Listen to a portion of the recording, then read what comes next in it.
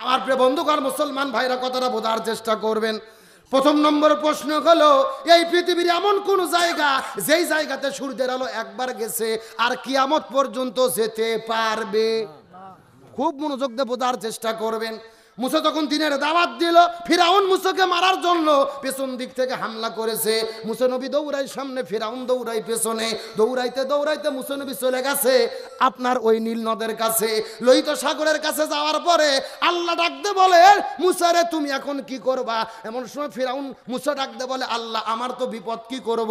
আল্লাহ ডাকতে বলে, মুসা রে তোমার কোনো টেনশন নেই, হাতের মধ্যে যেই লাঠি রয়েছে ওই লাঠিটা সাগরের মধ্যে ফেলে দাও, আমি আল্লাহ তোমার জন্য 12টা রাস্তা বানায়া দেব। ওয়ালা তাহিনু ওয়ালা তাহজানু ওয়া আনতুমুল আলাউনা ইন কুনতুম মুমিনিন। আল্লাহ ডাকতে বলতেছে, ইমানদারদের জন্য কোনো ভয় নাই, ইমানদারদেরকে হেফাজত করবে কে? মুসা নবী যখন লোহিত সাগরের মধ্যে ঢুকেছে, 12 রাস্তার মধ্যে একটা রাস্তাতে দৌড়ে দৌড়ে যাচ্ছে। মুসা নবী যখন মাঝখানে চলে গেছে, ফিরাউনের বাহিনী পিছন দিক থেকে চলে এসেছে। ফিরাউন মনে মনে চিন্তা করে, মুসা নবী যেহেতু পার হয়ে গেছে, আমরাও যেতে পারবো। আর আল্লাহ শুধু মনে মনে বলতিছে আয়। আল্লাহ কি বলতিছে? আল্লাহ শুধু মনে মনে করছে আয়, তোর মার হবে জাগা মতো, মার হবে, এ শূন্যস্থান পূরণ করেন, মার হবে, মার হবে আয়। কে বলতিছে? এই কথা বলার পরে যখন ফিরাউন নীল নদের লোহিত সাগরের মধ্যে ঢুকে পড়েছে, মুসা নবী দৌড়াইতে দৌড়াইতে ওই সাগর পার হয়ে গেছে। ওই পারে যাওয়ার পরে যখন মুসা নবী পার হলো আর ফিরাউন চলে গেছে যখন লোহিত সাগরের মাঝখানে, আল্লাহ ডাকতে বলে, এ লোহিত সাগরের পানি রে, আর বসে থাকা যাবে না। এই ফিরাউন ছিল তরমুজের ক্ষেতের কর্মচারী, সেখান থেকে হয়েছে মেশরের গোরস্থানের দারোয়ান, তারপরে সেখান থেকে 2 নম্বর ভোট করে হয়েছে প্রধানমন্ত্রী। এতদিন আমি তাকে কিছু বলিনি, কিন্তু সে নিজেকে রব বলে দাবি করেছে। আমি আল্লাহ ধরি না, কিন্তু একবার ধরলে ছাড়ি না, আমি আল্লাহ ছেড়ে দেই কিন্তু একেবারে ছেড়ে দেই না। ওরে সাগরের পানি রে, তোরা ফিরাউনকে চাপা দে। জোরে বলেন কি দে? কি আরে আপনারা চাপা দেওয়া বোঝেন না? আল্লাহ বলতেছে, লোহিত সাগরের পানিরে ফিরাউনকে চাপা দে। এই কথা বলার পরে ওই লোহিত সাগরের পানিগুলো এক জায়গায় হওয়ার পরে ফিরাউনকে এমন চাপা দিল, ফিরাউন বিদায় নিয়ে চলে গেল। আল্লাহ তার লাশটাকে মিশরের পিরামিডে এখনো কিন্তু মমি করে রেখেছে। এই যে প্রথম নম্বর প্রশ্ন হলো, এই পৃথিবীর এমন কোন জায়গা যেই জায়গা সূর্যের আলো একবার গেছে কিয়ামত পর্যন্ত যেতে পারবে না? এই জায়গাটা হলো লোহিত সাগরের মাঝখানে। মুসা নবী যখন দৌড়ে দৌড়ে চলে গেছে, পানিগুলো ফাঁক হয়ে গেছে, আকাশের সূর্যের আলোটা লোহিত সাগরের মধ্যে ঢুকছে। যখন মুসা নবী পার হলো, ফিরাউন মাঝখানে গেল, আল্লাহ সাগরের পানিগুলোকে এক জায়গায় করে দিল। এই পানি আর কোনোদিন কখনোই ফাঁক হবে না, কখনোই আলাদা হবে না। প্রথম নম্বর প্রশ্ন, পৃথিবীর এমন কোন জায়গা যেই জায়গা সূর্যের আলো একবার গেছে আর কিয়ামত পর্যন্ত যেতে পারবে না? এই জায়গাটা হলো লোহিত সাগরের ভেতরে। প্রশ্ন বাকি কয়টা? আরো জোরে বলেন। 3 নম্বর প্রশ্ন হলো, 2 নম্বর প্রশ্ন হলো, এই পৃথিবীর এমন কোন 2 ভাই যারা একই দিনে জন্মগ্রহণ করেছে আবার একই দিনে মৃত্যুবরণ করেছে, অথচ এক ভাইয়ের সেই তার এক ভাই কত বছরের বড়? আরো জোরে বলেন। আমি শর্টকাটের মধ্যে 2 মিনিটের মধ্যে বলে দিচ্ছি, লক্ষ্য করেন।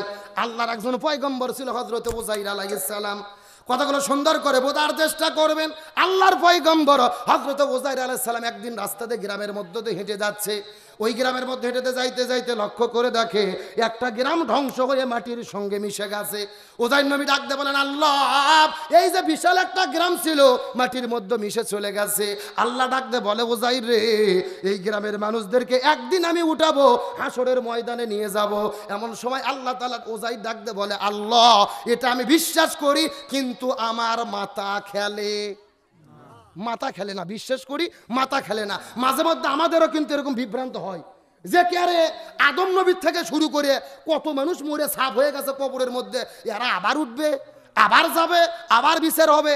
ইমানদার হিসেবে বিশ্বাস করি, কিন্তু মাথায় শয়তান এসে কুমন্ত্রণা দেয় কি দেয় না? আমার প্রিয় বন্ধুগণ, মুসলমান ভাইরা, এই কথা বলার পর আল্লাহ রাব্বুল আলামিন উজাইর আলাইহিস সালাম যখন বলেছেন আল্লাহ আমার মাথা খেলে না, তখন আল্লাহ তাআলা উজাইরকে একটা ঘুম দান করলেন, একটা মৃত নামক ঘুম দান করলেন। আর উজাইর একটা ঘোড়া নিয়ে সেই গ্রামের মধ্যে হেঁটে যাচ্ছিল। ওই ঘোড়াটা গাছের মধ্যে রশি দিয়ে বেঁধে ফেললো। এক নয় দুই নয় 100 বছর পরে যখন উজাইরের ঘুম ভেঙে গেল, উজাইর ডাকতে বলেন আল্লাহ আমি কতক্ষণ ঘুমাইছিলাম। আল্লাহ বলে উজাইর বলো তো দেখি তুমি কতক্ষণ ঘুমাইছিলা। উজাইর ডাকতে বলেন আল্লাহ আমি সকালবেলা ঘুমাইছি, বিকেলবেলা ঘুম থেকে উঠেছি। আল্লাহ ডাকতে বলে উজাইর এত কম সময় নয়, তোমার জীবন থেকে আমি আল্লাহ তাআলা 100 বছর পার করে দিয়েছি। কয় বছর? এই কথা বলার পরে হযরত উজাইর আলাইহিস সালাম বড় আশ্চর্য হয়ে গেলেন। আল্লাহ বলে উজাইর রে তুমি একটা ঘোড়া নিয়ে এসেছিলে, তোমার কি মনে পড়ে? উজাইর বলে হ্যাঁ আল্লাহ আমার মনে পড়ে। আল্লাহ বলে উজাইর ওই ঘোড়াটা তুমি কি করেছিলে? বলে গাছের সঙ্গে বেঁধে রেখেছিলাম। বলে গাছের দিকে তাকাও। গাছের দিকে তাকানোর পরে লক্ষ্য করে দেখে রসা আছে কিন্তু ঘোড়া। আল্লাহ ডাকতে বলে উজাইর তোমাকে যখন ঘুম পাড়াইয়া দিয়েছি আমি ওই ঘোড়াটাকেও মৃত্যু দান করে দিয়েছি। ওই ঘোড়াটা মরার পরে মাটির সঙ্গে মিশে গেছে, হাড্ডিগুলো মাটির সঙ্গে মিশে গেছে।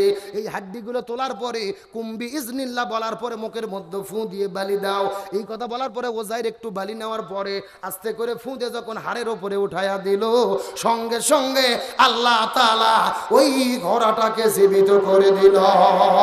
লিল্লাহি তাকবীর, আল্লাহু আকবার বলো, আল্লাহু আকবার, আল্লাহু আকবার বলো, আল্লাহু আকবার। সবাই আল্লাহু আকবার বলো, আল্লাহু আকবার, আল্লাহু আকবার বলো, আল্লাহু আকবার।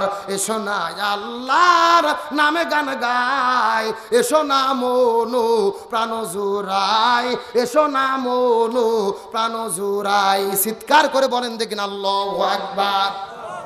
হযরত উজাইর আলাইহিস সালাম লক্ষ্য করে দেখলেন ওই ঘোড়া যখন জীবিত হলো, এমন সময় আল্লাহ তাআলা ডাক দিয়ে বলে উজাইর রে এই ঘোড়াটাকে যেমনি জীবিত করেছে এইরকম ভাবে হাসরের ময়দানে আমি সবগুলো মানুষকে জীবিত করে হাসরে নিয়ে যাব। উজাইর আলাইহিস সালাম ডাক দিয়ে বলেন আল্লাহ আমি বড় ভুল করেছি, আমার বড় ভুল হয়েছে। শয়তান আমার মাথার মধ্যে কুমন্ত্রণা দিয়েছিল, আমি বড় ভুল করে ফেলেছি, আমার বড় ভুল হয়ে গেছে। এমন সময় আল্লাহ তাআলা ডাকতে বলে উজাইর রে তুই ভালোভাবে জেনে নাও এইরকম ভাবে হাসরের ময়দানে মানুষকে ওঠানো হবে। এই যে হযরত উজাইর আলাইহিস সালাম এবং তার একটা ভাই ছিল, এই দুইজন ভাই একই দিনে জন্মগ্রহণ করেছে, একই দিনে মৃত্যুবরণ করেছে। এরা ছিল যমজ সন্তান, কিন্তু উজাইরের চাইতে তার ভাইয়ের চাইতে উজাইর 100 বছরের ছোট। তার কারণ হলো উজাইরের জীবন থেকে ঘুমের ভেতরে আল্লাহ কত বছর পার করেছে? আরো জোরে বলেন। প্রশ্নের উত্তর গেল কয়টা? আরো জোরে কন। আর আছে কয়টা? বলবো না শেষ করবো। কে রে কয়টা বাজে রে? হ্যাঁ কত? এরে বাবা 3.5 ঘন্টা হয়ে গেছে রে। এরা মরারটা দোয়া করে দেবো নাকি? এ বলবো বলবো লিল্লাহি তাকবীর, লিল্লাহি তাকবীর। চিৎকার করে বলেন তো দেখি প্রশ্ন বাকি কয়টা? আরো জোরে। এই যে নবী বিদায় নিয়ে চলে গেল, আচ্ছা বলেন তো দেখি নবী রাসূলের জীবনে কি কোনো গুনাহ আছে, কোনো অপরাধ আছে? অত আশ্চর্য হবেন ভাই, কি আর বলবো, দুঃখের কথা। আপনারা ভারতে থাকেন, বাংলাদেশের চেয়ে বহু গুণে ভালো আছেন। বাংলাদেশে যে বই ছাপাইছে নৈতিক ইসলাম শিক্ষা, ওই বইয়ের মধ্যে লিখে দিয়েছে আদম আর হাওয়ার ছবি আঁকাইছে। নাউজুবিল্লাহ কোন ছবি আঁকাইয়া লিখে দিয়েছে আদম হাওয়া পাপ করলো এই জন্য দেশে আসলো, পৃথিবীতে আসলো। আদম হাওয়া পাপ করছে, অন্যায় করছে, গুনাহ করছে। নাউজুবিল্লাহ কোন। এখন বলেন নবী রাসূলকে পাপী গুনাহগার কি বলা যাবে? আহলে সুন্নাত ওয়াল জামাতের আকীদা হলো কোন নবীকেই গুনাহগার বলা যাবে না। নবীরা ছিল মাসুম, গুনাহগার মুক্ত। যেরকম সুবহানাল্লাহ। অত তারা ছোট ছোট বাচ্চাদেরকে বুঝাচ্ছে আদম হাওয়া পাপ করলো ফল খাইয়া এই জন্য পৃথিবীতে আসলো। এগুলো শিক্ষা কি কোনো মুসলমানের ছেলেরা নিতে পারে? এ জোরে বলে নিতে পারে? যেই শিক্ষা ব্যবস্থা প্রণয়ন করেছে এমন শিক্ষা মুসলমানদের সন্তানদের গ্রহণ করা জায়েজ নাই। কথা বলেন ঠিক কিনা? আমরা বলতে চাই সন্তানদের ঈমান নষ্ট করে দেবেন না, ধ্বংস করে দেবেন না। নবীদেরকে গুনাহগার বলবেন না। ভুল করতে পারে, নবী রাসূলরা ছোটখাটো ভুল করতে পারে। ভুল আর গুনাহ কিন্তু এক নয়। ভুল হলো না বুঝে করা, আর গুনাহ হলো ইচ্ছা করে করা। হযরত আদম আলাইহিস সালাম যেটা করেছে এটা আল্লাহরই পরিকল্পনা ছিল। মহাপরিকল্পনা। এই বিষয়ে আপনি কেন কথা বলবেন? আদম নবী যদি গন্ধম ফল না খাইতো, হাওয়াকে নিয়ে পৃথিবীতে কেমনে আসতো, এই পৃথিবী কেমনে হতো? এগুলো মারেফতের আলোচনা। এগুলোর মধ্যে বললে, বেশি কথা বললে ইমান নষ্ট হওয়ার দিকে যাবে। নবী রাসূলকে গুনাহগার বলেন না, সব কিছু কার পরিকল্পনা? এই জন্য আদম হাওয়া ফল খেলো, পাপ করলো, এমন কথা বলাও যাবে না, বললে ইমান থাকবে না, মুসলমানের সন্তানরা গ্রহণ করতে পারে। তাহলে আসেন 3 নম্বর প্রশ্ন, এই পৃথিবীর এমন কোন জেলখানা, যেই জেলখানাও খাবার খায়, জেলখানার ভেতরের মানুষও? শুনতে মন চায় কি চায় না? আমার মা বোনদেরকে বলতেছো, মা বোনেরা মনোযোগ দিয়ে শুনে নেন। এই 3 নম্বর প্রশ্নের উত্তরটা জানতে গেলে আপনাদের কিন্তু একটা ভালো মেসেজ পেয়ে যাবেন। আমার ভাইরা কতগুলো সুন্দর করে বোঝার চেষ্টা করবেন। এই পৃথিবীর ভেতরে এমন কোন কবর ছিল, এই পৃথিবীর ভেতরে এমন কোন জেলখানা, যেই জেলখানাও খাবার খায়, জেলখানার ভেতরে মানুষটাও খাবার খায়। এই জেলখানাটা হলো রূপকর্তে গর্ভবতী মায়ের পেট। মায়ের কি? খুব ভালো করে বোঝার চেষ্টা করবেন। এই পেটের মধ্যে যখন সন্তান থাকে, মাও যখন খাবার খায়, সন্তানও তখন খাবার খায়। মাও যখন খাবার খায় না, সন্তানও খাবার পায় না। এই জন্য ইমাম গাজালি রহমতুল্লাহ আলাই বলেছেন, একজন মা পেটের মধ্যে সন্তান নিয়ে যদি নিয়মিত নামাজ আদায় করে, ওই সন্তানকে নামাজের ওয়াজ করা লাগবে না। ওই মায়ের পেটের ভেতর থেকে ওই সন্তানটা নামাজের ট্রেনিং পেয়ে যাবে। সুবহানাল্লাহ বলুন না। তার কারণ পেটের মধ্যে সন্তান থাকলে মাও সেজদাত যায়, সন্তানও কি হয়? সেজদাত যায়, রুকুত যায়। ট্রেনিং কোথা থেকে হয়? তার মানে বোঝা গেল সন্তান ভালো হওয়া অত সোজা না। আগে মাও ভালো হওয়া লাগবে, মাও ভালো হওয়া লাগবে। আমার কথা কি বোঝা যায়? এই জন্য ইমাম গাজালি রহমতুল্লাহ আলাইহি বলেছে, পেটের মধ্যে সন্তান নিয়ে, পেটের মধ্যে সন্তান নিয়ে মাও যদি রোজা থাকে, ওই সন্তানকে জীবনে রোজার ওয়াজ করা লাগবে না। মায়ের নারের সঙ্গে সন্তানের নারের একটা সম্পর্ক আছে। মাও যখন খাবার খায়, সন্তানও খাবার খায়। মাও যখন খায় না, সন্তান খাবার পায় না। মাও যখন রোজা থাকে, পেটের মধ্যে সন্তানও রোজা। তার মানে বোঝা গেল সন্তান পৃথিবীতে আসার পরে একে রোজার ওয়াজ করা লাগবে। কিন্তু আমাদের দেশে কিছু কিছু যুবক আছে ভাই, খাসির মতো শরীর, খাসির মতো, কথা কি বুঝছেন? কিন্তু রোজালে রোজা থাকে না, সারা বছর গ্যাস নাই, রোজালে পেটত গ্যাস শুরু হয়। বলে আমার পেটত গ্যাস ভাই, গ্যাস ভাই। কে রে তোর পেটত এত গ্যাস? তো সরকারকে দিলেই তো হয়। এ কথা কন না কে? আসলে হিকমত কি জানেন? রোজা থাকতে পারে না কারা? ওই মায়ের পেটের মধ্যে থাকে আর সমস্যা। ওর মাও পেটত বাচ্চা আছে, বলছে পুষ্টি হবে না, মানে রোজা থাকেনি পেটত বাচ্চা নিয়ে, সোল ভালো করতে যাইয়ে। কিন্তু এমন ভালো আছে সন্তান আছে কুজাতের গাছ। এ কথা কন না কে? খুব সাবধান। পেট ঠিক, সন্তান ঠিক, মাও ঠিক, সন্তান ঠিক। এই জন্য একটা খ্রিস্টান নেপোলিয়ন বেনাপোর্ট বলেছে, তোমরা আমাকে একটা শিক্ষিত মাও দাও, আমি একটা শিক্ষিত জাতি তোমাদেরকে উপহার দেব। এখন পেটের মধ্যে সন্তান নিয়ে মাও নামাজ পড়লে সন্তান নামাজি, কিন্তু পেটের মধ্যে সন্তান নিয়ে মাও যদি স্টার জলসা দেখে, জি বাংলা দেখে, কেরণমালা দেখে, তাহলে সন্তান কি হবে? পৃথিবীতে আসার পরে বলবে, মা তুমি হবে কেরণমালা, আমি হব কটকটি। এ কথা কোন? হাসার জন্য বলিনি, কথা মারাত্মক কথা। মাও ঠিক, সোল ঠিক, পেট ঠিক, সন্তান ঠিক। যদি সন্তানকে আল্লাহর ওলি বানাতে হয়, আগে মাওকে আল্লাহর ওলি হতে হবে। বাপ যত চেষ্টাই করুক ভাই, সন্তান ভালো করতে পারবে না। সন্তান ভালো করার প্রধান কারিগর হলো মাও। বলেন কি? এই জন্য আমার মা বোনদেরকে শেষ ওসিয়ত করব, পেটের মধ্যে যখন সন্তান থাকবে, পর্দার মধ্যে থাকবেন, 5 ওয়াক্ত নামাজ পড়বেন, টেলিভিশন থেকে বাদ দেবেন, পর্দা করবেন। আপনি এই 9টা মাস যদি সন্তানকে ভালো সার্ভিস দিতে পারেন, ইসলাম মানতে পারেন, ওই যুবকটাই পৃথিবীতে আসার পরে আল্লাহর ওলি হবে। খাজা কুতুবউদ্দিন আলবেকাল কাকি হবে, নিজামউদ্দিন বখতিয়ার হবে। কথা বলেন ঠিক কিনা? এই জন্য মাদের ভালো হওয়ার দরকার আছে না নাই? মেয়ে মানুষেরা রাগি করলো নাকি আমার ওপর? হ্যাঁ ঠিক ঠিক। আমার প্রিয় বন্ধুগণ, মুসলমান ভাইরা গভীর মনোযোগ। এই জন্য 3 নম্বর প্রশ্ন হলো, এই পৃথিবীর এমন কোন জেলখানা, যেই জেলখানাও খাবার খায়, জেলখানার ভেতরের মানুষটাও খাবার খায়। এই জেলখানা হলো গর্ভবতী মায়ের পেটে, আর ভেতরের কয়েদির নাম হলো সন্তান। 4 নম্বর প্রশ্ন হলো, এই পৃথিবীর এমন কোন কবর যেই কবরটাও জীবিত, কবরের ভেতরের মানুষটাও জীবিত। এই কবরটা দুনিয়ার কোনো সাধারণ কবর নয়, এই কবরটা হলো রূপকর্তে কবর। আল্লাহর একটা পয়গম্বর ছিল হযরতে ইউনূস আলাইহিস সালাম। নাম শুনছেন কি শোনেন নাই? ইউনূস নবী যখন প্রথম একটা ভুল করলো, ইউনূস নবীকে যখন সাগরের মধ্যে ফেলে দিল, ওই সাগরের মধ্যে প্রথমে একটা মাছ খেয়ে ফেললো, তারপরে তাকে বিশাল বড় একটা তিমি মাছ খেয়ে ফেললো।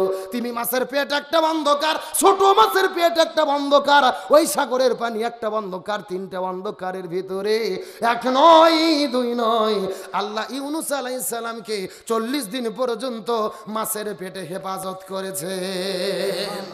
4 নম্বর প্রশ্ন, পৃথিবীর এমন কোন কবর যেই কবরটাও জীবিত, কবরের ভেতরের মানুষটাও জীবিত। এই কবরটা হলো রূপকর্তে কবর, এই কবরটা হলো মাছের পেট, আর মাছের পেটের মধ্যে মাইয়াদ হলো হযরত ইউনূস আলাইহিস সালাম।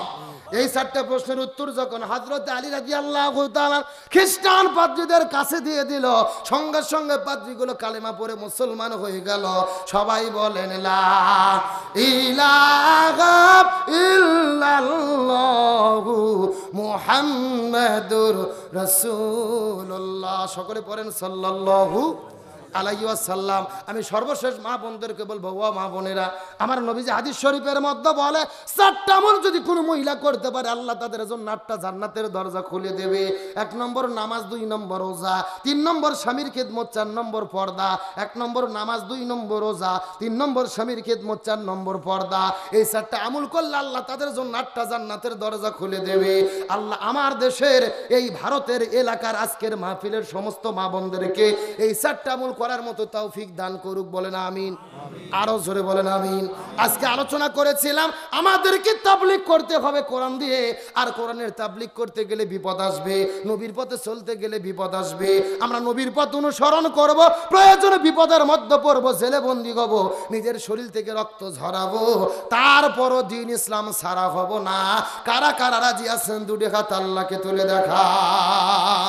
লিল্লাহি তাকবীর। ইমানের পথে অবিচল থেকে আমার মরণ যেন হয়।